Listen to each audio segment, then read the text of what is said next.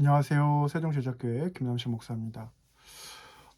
시리아와 터키에서 지진이 일어났는데 어, 지금 15,000명을 넘기고 있습니다. 영상으로 보는 시리아의 상황을 보면 정말 그 예수님 말씀처럼 돌 위에 돌 하나 남지 않은 것 같이 굉장히 심각한 상황인 것을 알 수가 있습니다. 어, 이러한 그 지진 피해는 사실 남녀노소를 가리지 않고 사망자를 일으키기 때문에 아이들이 특히나, 그리고 이제 한국에서도 이러한 상황을 알고 구조대를 파견하고 전 세계 한 65개국이 이제 지원을 하려고 하는데, 이제 골든아워는 72시간이라고 이제 잡는데, 잔해에 깔려서 인간이 물을 마시지 못하고 또 여러 가지 부상으로 인해서 상당한 이제 인명 피해가 더 있을 거라고 이제 예상을 합니다. 음, 이러한 상황을 보면서 인간이 참 나약하다라는 생각을 하게 됩니다. 우크라이나와 러시아가 전쟁하는 가운데서 또 이런 지진이 일어나고 이러면서 인간이 그 세워놓은 문명이 과연 인간을 위한 것인가라는 좀 생각을 해보게도 됩니다. 어, 고층 빌딩으로 인해서 더 많은 사람들이 죽고 또 그 고층 빌딩을 또 치우기 위해서 많은 사람들이 또 동원이 되어야 하고, 그래서 속히 많은 인명들이 구조되기를 간절히 기도하는 바입니다. 오늘 본문 말씀을 보면 예수님께서 나사로가 죽었다라는 것을 이제 알고 계십니다. 나사로가 잠들었다라고 표현을 하시는데, 그것은 이제 예수님께서 나사로의 이제 부활을 염두에 두고 하신 말씀이죠.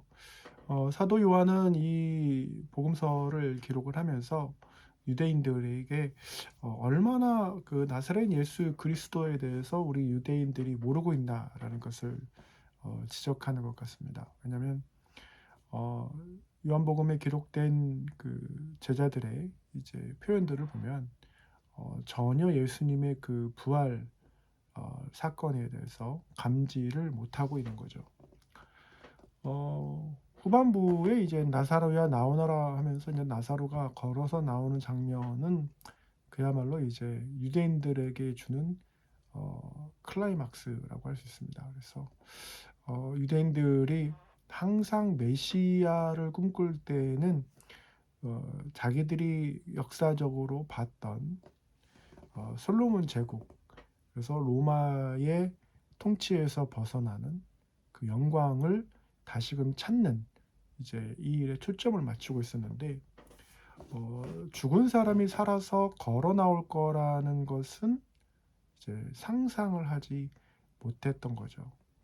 그리고 더군다나 이제 예수님께서 나사로에게 이제 가신다는 표현은 유대인들의 그 예수님에 대한 혐오가 굉장히 그 극도로 달했기 때문에 가면은 죽을 수 있다라는 것을 이제 감지한 것 같습니다. 그런데 이제 이때 도마가 예수님과 함께 죽으러 가자 이렇게 말을 했는데, 이게 참 그 문학적인 대조가 이루어지죠. 왜냐하면 예수님은 나사로를 살리러 가시고 제자들은 그것을 알지 못하고 자신들이 죽을 거라고 생각하고, 근데 여기서 이제 그 죽음에 대한 태도가 좀 다른 것 같습니다. 왜냐하면 예수님께서는 이제 나사로의 죽음을 안타까워하시고 제자들은 죽으러 가자라고 했지만, 이제 실제로 그 닥치는 것에 대해서는 나중에 예수님께서 붙잡혀 가실 때라든지 십자가에 달리실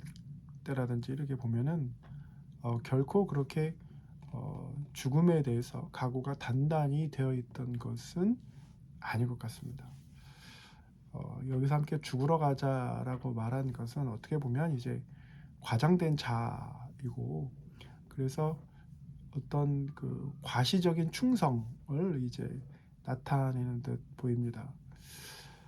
예수님께서는 나사로의 죽음을 이제 안타까워하셨지만 또 나사로를 통해서 일어날 하나님의 계획, 하나님의 인도하심, 그리고 인류사에서 보도 듣도 못한 나사로의 부활, 이것을 이제 행하시기 위해서 가시는 거기 때문에 이 하나님의 계획에 대해서 예수님께서 이제 찬미하십니다.